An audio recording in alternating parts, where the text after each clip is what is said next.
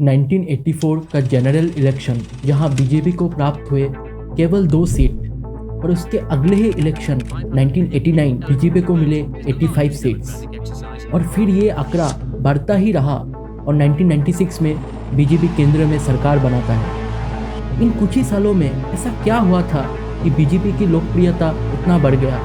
इसमें सबसे महत्वपूर्ण इवेंट था शाह बानो केस 1985। हक नामक मूवी हाल ही में रिलीज हुई है जो इस केस पर आधारित है। शाह बानो बेगम एक 62 साल की मुस्लिम महिला थी।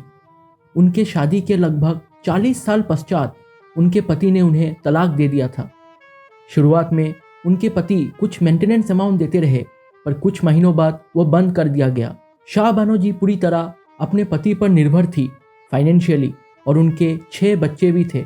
जब शाह बानो जी के पास कोई विकल्प नहीं बचा सर्वाइवल का, तब उन्होंने एक पिटीशन फाइल किया कोर्ट में अंडर सेक्शन 125 ऑफ सीआरपीसी, जो कहता है एक पुरुष को अपनी वाइफ का मेंटेनेंस देना होगा अगर स्त्री स्वयं को फाइनेंशियली सपोर्ट ना कर पाए। ये केस सुप्रीम कोर्ट पहुंचा और एक बहस का मुद्दा बन गया between CrPC and Muslim personal law. Muslim personal law कहता है तलाक के बाद पत्नी की मेंटेनेंस सिर्फ इद्दत पीरियड जनरली 3 महीना तक ही दिया जाना चाहिए। पर शाह बानो जी का कहना था कि वो एक भारतीय नागरिक पहले है, इसलिए उन पर भारत का कानून लागू होना चाहिए, ना कि मुस्लिम पर्सनल लॉ।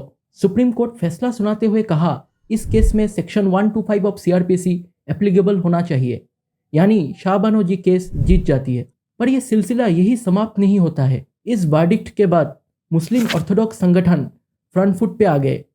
उन्हें लगा ये कोर्ट की दखल अंदाजी है मुसलमानों की निजी मामलों पर। उस दौरान राजीव गांधी की सरकार थी। इन मुसलमान संगठनों को शांत करने के लिए एक कानून लाया कांग्रेस सरकार, Muslim women protection of right on divorce act. कानून के नाम से आपको लग रहा होगा कि ये मुसलमान महिलाओं के अधिकारों की रक्षा करेगा, पर असल में ये कानून इसके विपरीत था। इस कानून से सुप्रीम कोर्ट के फैसले को इन शाह बानो केस रिवर्स कर दिया गया। ये कानून सरकार जैसी ही लाई, इसको खूब क्रिटिसाइज किया गया हिंदू कम्युनिटी द्वारा। अब हिंदू राइट विंग ग्रुप जैसे कि आरएसएस एक्टिव हो गए और प्रतिवाद करने लगा राजीव गांधी सरकार के खिलाफ। अब राजीव गांधी फिर से दबाव में आ गए और राइट विंग को खुश करने के लिए बाबरी मस्जिद के गेट्स को 1986 में खुलवा दिया, जो 1949 से बंद था। 1949 में श्री राम के आइडल मिला था मस्जिद के परिसर में।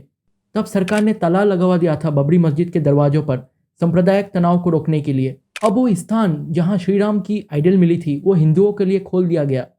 धीरे धीरे पूरे भारत से हिंदू यहाँ आने लगे और मांग उठने लगी कि मंदिर यहाँ बनना चाहिए, और हुआ ऐसा ही। इस पूरी इवेंट में बीजेपी और उनकी हिंदुत्व आइडियोलॉजी काफ़ी लोकप्रिय बन गया। शाह बानो एपिसोड से उत्पन्न होता है बाबरी मस्जिद एपिसोड, और उसके बाद बीजेपी की उदय के साथ पूरे देश की पॉलिटिकल इक्वेशन हमेशा के लिए बदल जाता है।